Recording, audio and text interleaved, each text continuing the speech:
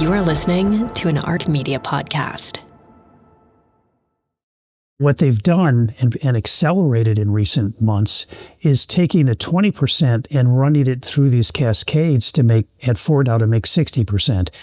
And what they've effectively done is by making 60%, if they wanted to break out, they could have enough weapon-grade uranium for a bomb in a matter of days and have enough for almost 10 within a month. And so here you have an example where they're speeding up the timeline to be able to make weapon-grade uranium and getting the benefit, because to get to 60%, you've exerted 99% of the effort.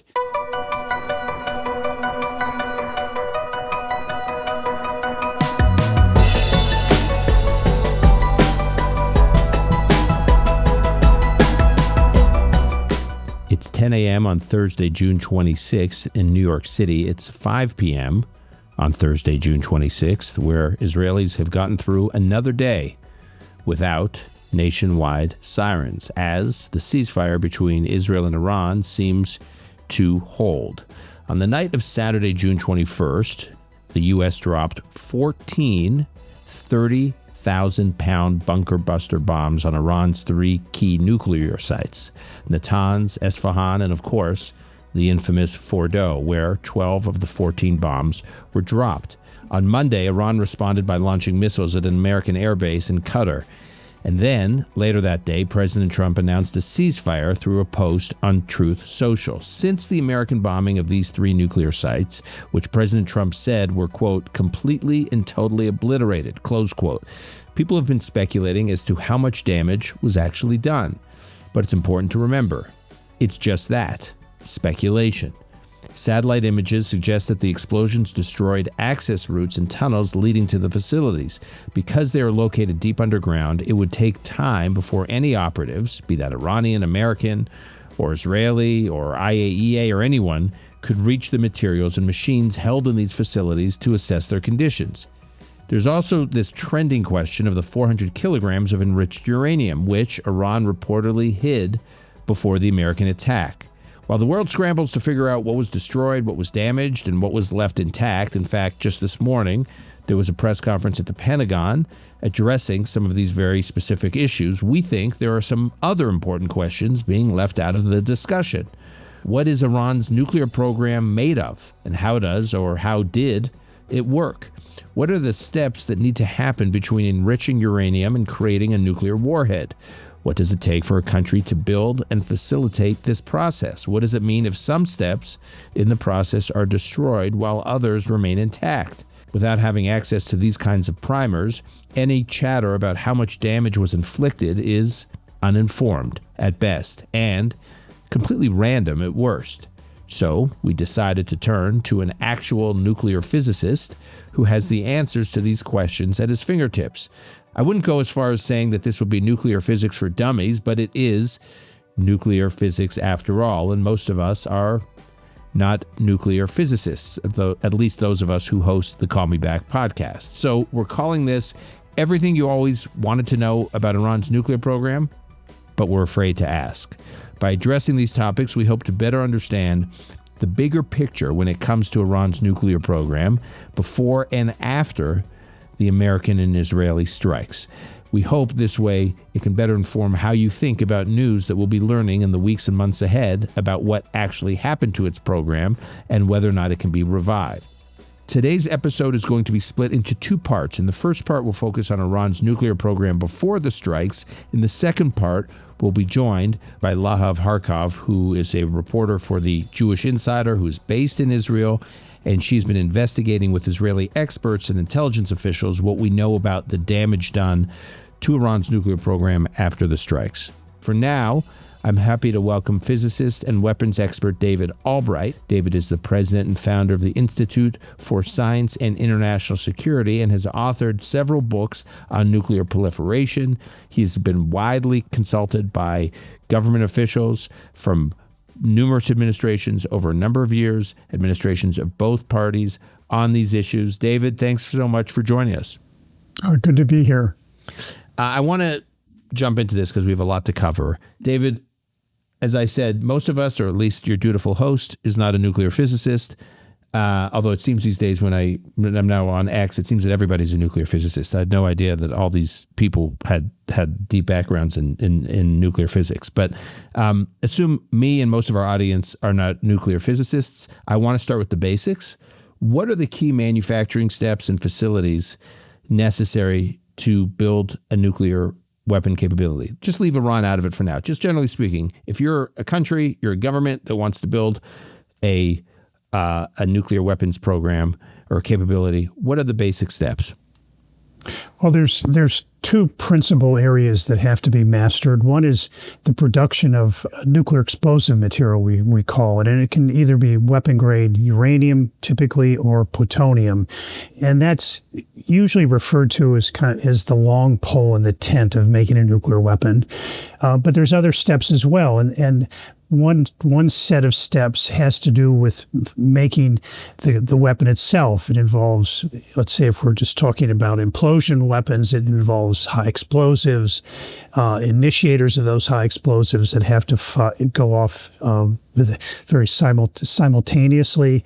It involves making the nuclear explosive material into a metal core, and then you have to have something called a neutron initiator to start the chain reaction at the right moment. And so that set is separate really from making the fissile material or the weapon-grade uranium. Then the third stage is have a delivery system. We've sort of left the era where you can just drop a nuclear weapon by a bomber because the countries that are typically seeking them don't have the capabilities to get through their enemy's air defenses. And so they have to build a nuclear warhead that'll fit on a ballistic missile. And that's another challenging set of steps. Now, let's say if I want to just focus on weapon-grade uranium, you have to start with uranium. And you would love it if uranium could be used directly in a nuclear weapon, but unfortunately, what you're trying to use in the uranium is an isotope, uranium-235. And that isotope is just less than 1% of the uranium content. Almost the rest is uranium-238. And so you have to have a process to take the uranium from the ground and then get it into a form that you can then subject to what's called a uranium enrichment process. The most popular one for nuclear weapons programs is called the gas centrifuge, which is a rapidly spinning tube. And it spins at extremely high velocity, essentially the speed of a bullet from a low-quality handgun. It's difficult to make. But before it gets to the centrifuge, you're going to have to convert it at a facility, and this is a facility that's not particularly easy to make, but it takes a uranium from the mine, which is in an oxide form, and then turns it into a chemical compound called uranium hexafluoride.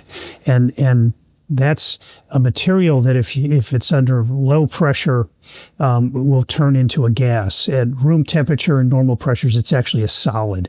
And the problem, it's very difficult to get uranium to combine with an element to turn into a gas, and it's a gas that goes into a gas centrifuge. And that facility to do this conversion can take years to build for a country, a developing country or a country like Iran. And then once it has that kind of material, it can then feed it into a gas centrifuge, as we call it. It's called the feed material, and then it's enriched. Now, you want to enrich it in the sense that you're increasing the fraction of uranium-235 in it. And so one of the first steps that has to be mastered is to just get it up to about 5% uranium-235. And that's takes a tremendous amount of enrichment effort. If you think about weapon-grade uranium, that's 90% uranium-235, that when you're at the 5% enrichment stage, you're actually 70% of the way in terms of enrichment output or effort to having the 90% enriched. And so a program that wants to build a bomb is going to have to build a lot of centrifuges just to make this what we call low enriched uranium, or less than 5% enriched uranium. Can I just ask about that? Because I'm I'm often confused about that. Why these intervals, I always hear 5%, and then I hear 60%, and then we hear 90%. Why are those the set intervals? Yeah, some of it's arbitrary. I mean, a lot of these designs were developed by the Pakistani nuclear weapons program, and they were using European centrifuges that they essentially stole the designs for. And you could theoretically enrich from natural uranium to weapon-grade uranium. But there's another property of centrifuges, particularly for programs that aren't like the United States programs, is they can break easily. And they can break in a sense that they can actually take out their neighbors in the pipe work. And I probably should mention that these centrifuges are connected together by pipes. And they have to have a point where you put in the gas, the feed gas, and then you have to have places where you take out the product and then the waste, what's called the tails. So you have a set of centrifuges connected by pipes. And if one of those breaks, it can send a pressure spike down the pipework and destroy all the centrifuges in that particular cascade or collection of centrifuges. And so typically what you have is programs that develop cascades that are relatively small, that in the scheme of getting to weapon-grade uranium can only enrich stepwise. And so you create a cascade that goes from natural to 5%. Turns out the same cascade, another one, same design, can go from 5% to 20%. And in a sense, it's the best it can do with the kind of centrifuges that are in place, and still have a cascade that if you lose it, it's not devastating. If you only had one cascade going from natural to weapon-grade uranium and some of them break, it can take out essentially your entire enrichment plant. And so what you do is have 70% of your centrifuges are making 4.5-5% enriched uranium, and then the 30% that remain mostly are dedicated to going from 5% to 20%, and then a much smaller number go from 20% to 60%, and then a very tiny number go from 60% to 90%, because the way this works, it's not linear. So going from 60 to 90% takes 1% of the total enrichment effort of going from natural up to weapon-grade uranium. So the facility, I want to better understand. So the facility one needs to do that. Just describe it. What is the place that this happens? In very simple terms, just assume I've never walked into one of these facilities. So you're describing to someone, to me, if I walked into one of these facilities, I would see what? The uranium hexafluoride comes in a canister. If it's natural, it could weigh up to 13 tons. And it is put into essentially an oven. And it's a solid in that container, and then it's heated. And then as it's heated, it turns into a gas. And then that gas enters a cascade. And the cascades would be essentially in just a big hall. Typically it's going to be 2 stories high and fairly, depending on the size of your program, fairly substantial. But it's very common to have, in these smaller programs, to have a hall that's 60 meters by 100 meters, and it could hold about 6,000 of these centrifuges. And that's sufficient to make maybe 100 kilograms of weapon-grade uranium a year, assuming it's a medium quality centrifuge. And so what you see essentially is a big hall. And one of the challenges for intelligence agencies is a centrifuge requires almost no electricity. I mean, it's really an amazing device. And it has almost zero radioactive emissions. And so you can't detect it from a distance. And also it literally looks like a warehouse building. And so it's very hard to detect it with overhead imagery. So it's always been a challenge to try to find these things. I mean, there's other ways to do it, but some have been missed for years, in fact. So in terms of the size of a place to do what you're describing, how much physical space does a country need? It's really proportional to how many centrifuges you want. I see. Some facilities are designed to hold 100,000, and they're pretty big buildings. And so if you want 6,000, you can sort of estimate the size. 100 meters by 60 is pretty good size for that. And then on the other side, once you've gone through the enrichment process and you have the enriched uranium you want, the 5% or 20%, and then there's a fraction of uranium that's depleted in uranium-235, and that's called the tails. And so they come out, and they typically in the more traditional plants, you want to put it back into a tank. And so you'd have some set of equipment that would basically take the gas and turn it into a solid inside a canister. And so in the old programs, literally if you had these 4 steps, you would take the canister of 5% enriched uranium and move it physically to an oven. Technically, it's called an autoclave, that then would heat it and inject the gas into the cascade to go from 5% to 20%. So we've all been hearing about Natanz, Esfahan, and Fordo. So you've explained to me what the necessary manufacturing facilities are. Now, can you describe the facilities that we associate with the names of these cities in Iran, Natanz, Esfahan, and Fordo? We just say, matter of fact, there's Fordo, there's Esfahan. But what are these facilities in each of these places, and what were they doing? Well, I mentioned the process of taking uranium from a mine and turning it into uranium hexafluoride. That was done at Esfahan. And then there's the process once you're done with the enrichment, then you want to turn it into some usable form. If it's military, it's weapon-grade uranium metal. And so Esfahan is a critical part of this process, and it's often left out in the discussion of Iran. The enrichment plants in Iran have really come out of 2 tracks. The Natanz facility was developed by the Iran's Atomic Energy Organization as a plant that would have 50,000 centrifuges in 2 buried boxes, essentially 25 feet underground, that would be making 5%, up to 5% enriched uranium. And that 5% was envisioned to be used to make fuel and also to supply the Fordo plant with 5% enriched uranium, which would then take it up to weapon-grade uranium. And so the Fordo plant was originally part of the nuclear weapons program that's codenamed the Ahmad Plan, that was reached its peak in the early 2000s. And it's a huge way toward weapon-grade uranium, and that they would supply a certain amount to the Al-Ghadir project, which would then go up to weapon-grade uranium. And after the Ahmad Plan closed, and they had mostly finished their job, but they didn't have any weapon-grade uranium, and so the ability to make weapon-grade uranium. So actually, the Al-Ghadir project continued after the Ahmad Plan formally closed, and eventually was discovered by Western intelligence probably in around 2008.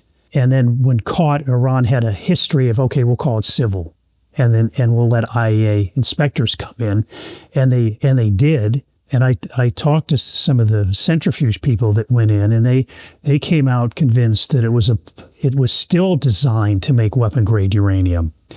A team of inspectors went back later, and the things that had indicated that it was weapon-grade uranium was how the pipes were organized, the kind of a measuring equipment, the size of the feed stations had all been changed, so all this piping is suddenly removed, and it's very elaborate piping in a gas centrifuge plant. And the Iranians said, well, we needed to paint the ceiling.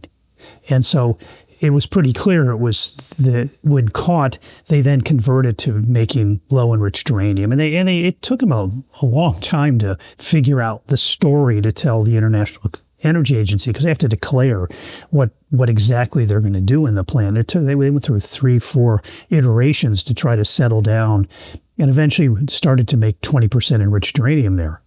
So in a sense, they were implementing the original Ahmad Plan, which is, okay, Fordo will go from the 5% up. And since 2021, they've also been making 60%. And they've been fairly innovative, learning to jump a step, go from 5 to 60. Since December, they've been concentrated on creating large amounts of 60, so they've been going from 20 to 60. And now they have a sizable stock of 60%, which is almost virtually hair's breadth away from weapon-grade uraniums. Okay, so according to the IAEA, the International Atomic Energy Agency, as of last week at least, Iran had amassed what they are estimating as 408.6, to be precise, 408.6 kilograms of uranium enriched to 60%. Now, what do most people fail to understand about enriching uranium? You went through this a little bit, but when you go from 0 to 5 and then 10 to 50, can you just hit that one more time, what that actually means at a very practical level? What they've done and accelerated in recent months is taking the 20% and running it through these cascades to make, at Fordo, to make 60%. And what they've effectively done is by making 60%, if they wanted to break out, they could have enough weapon-grade uranium for a bomb in a matter of days and have enough for almost 10 within a month. And so here you have an example where they're speeding up the timeline to be able to make weapon-grade uranium and getting the benefit, because to get to 60%, you've exerted 99% of the effort. Okay, so it's safe to say from 60% to 90% is the shortest step. So if Iran can just get a critical mass of enriched uranium to 60%, then that's what people say when Iran is days away, or Iran was days away from having a nuclear weapons capability. It was that it had gotten some amount of enriched uranium to 60%, and then it was a matter of when they dashed from 60% to 90%. But whenever they chose to do that, it's just that. It's a dash. It's not a marathon. Yeah. It's a very short period of time. That's right. And that's been part of their strategy, is across the board on nuclear weapons, shorten the time frames to be able to build the bomb. And you can look at the nuclear weaponization program in the same way and see that they're reactivating activities in the last year and a half to work on high explosives, the initiation of high explosives, looking again at the theoretical models, and so probably working on the neutron initiator that would start the chain reaction. And all these things are being done. And it's a bomb program. You need to take the weapon-grade uranium and send it off to a facility to convert it into the form used in a nuclear weapon of the type Iran's design, and that's metal. And so you have to have a process to convert the uranium hexafluoride, the weapon-grade uranium hexafluoride, into weapon-grade uranium metal. And Iran had part of that process at Esfahan. So that was something at Esfahan that attracted a lot of attention. And if Iran was legitimately just building this program for civilian needs, right, for medical isotopes or whatever, I mean, just non-military purposes, at what level would they need to enrich their uranium? At what percent? Almost all of it would be less than 5%. So, I mean, it's really hard to argue that this is anything but an effort to be prepared to more quickly build nuclear weapons. I don't want to get bogged down in what Iran's explanations are for what they've done, but this is a key point. What has been their explanation when they've been caught enriching at much higher levels than 5% when they say they only want the program for civilian purposes? Like, I don't want to get into the merits of what there's. I just want to understand, what do they actually say?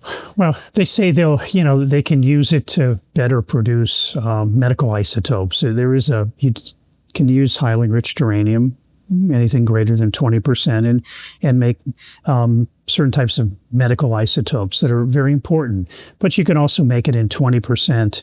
In the end, the excuse was, they didn't even take the excuse seriously. They just said, okay, 2% has been converted into some civilian-like form, but the rest stays in uranium hexafluoride form that's suitable for further enrichment. Okay, I want to take just a step back.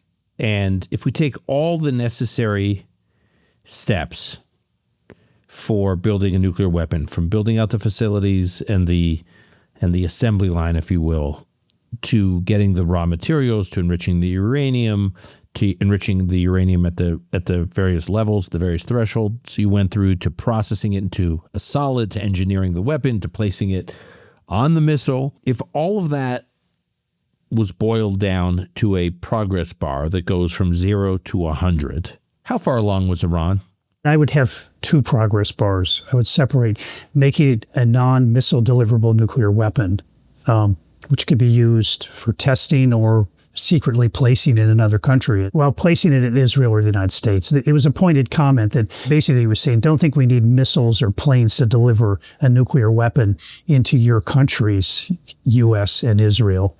And so we would traditionally think that as sort of a terrorist kind of delivery system, but it was one of the founders of the nuclear weapons program saying that on a TV show. So it was a chilling message. But if you take a progress bar on that particular non-missile deliverable weapon, they were about 90% done. Wow. If you want to then say, okay, well, now let's broaden the bar to missile delivery, I would guess they were 80% done on having it missile deliverable, maybe 70% done. They had some significant challenges to do. But one of the things that had alarmed people recently was that the people who work on the weapon itself they're the nuclear people, they're huddling together, highly secret programs, and it's a testament to Israeli intelligence that we know what we know. But they had reached the point where they wanted to start meeting with the missile people again. They had done that during the Ahmad plan. Israel learned that they were going to set up a meeting between the nuclear weaponeers, in a sense, and the people who would be helping make the reentry vehicle for the warhead for missile delivery. That's what we hear of when we hear the weapons group. That's the weapons group that's actually taking this and turning into a weapon. And the weapons group is starting to meet again. It's the people making this, the kind of the nuclear warhead itself. And they have to fit it into a reentry vehicle. And it has to be of certain size, but more importantly, it has to be very rugged. And be able to withstand launch, work in a highly reliable manner.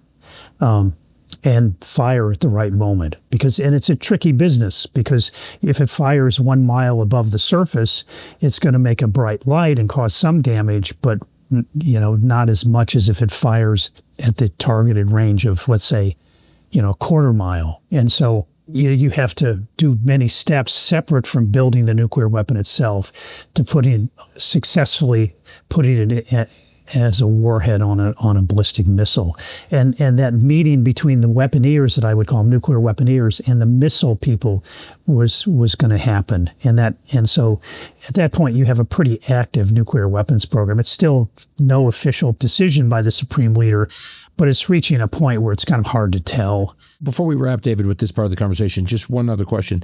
When there was this talk, you said this now deceased nuclear scientist who said that they could take the components and they don't need a warhead, they don't need a missile, they could activate it in some kind of terrorist-like act. This is, I guess, what the term they use about, we hear a quote-unquote dirty bomb. It's not a dirty bomb. It's a nuclear weapon. No, it's a bomb that's a half a meter across. So it's not even that large.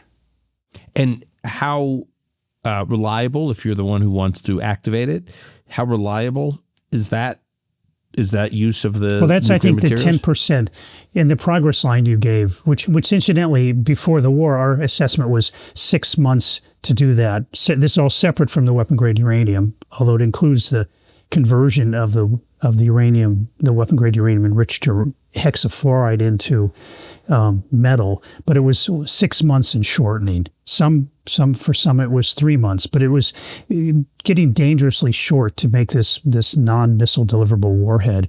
And so for me, the 10% is really about getting the thing to work, tested as a system. And you don't need to blow it off underground and have a nuclear explosion, but you need to test it as a complete system and make sure all the parts function properly. And it's traditionally, it goes under the rubric of cold tests, where you have a surrogate material in the core substituting for the weapon grade uranium. It can be natural uranium metal, and then you just fire it and see if everything works, including the neutron initiator, which creates a spurt of neutrons. And so that's the 10% that we didn't think they'd finished. And that's why they we would estimate needed several months. Okay. Now that we have some sort of grip on Iran's nuclear program, I want to talk about what remains of it following the Israeli attacks and, of course, the deployment of the U.S. bunker buster bombs by the B-2 bombers. So that'll be in part 2 of this conversation.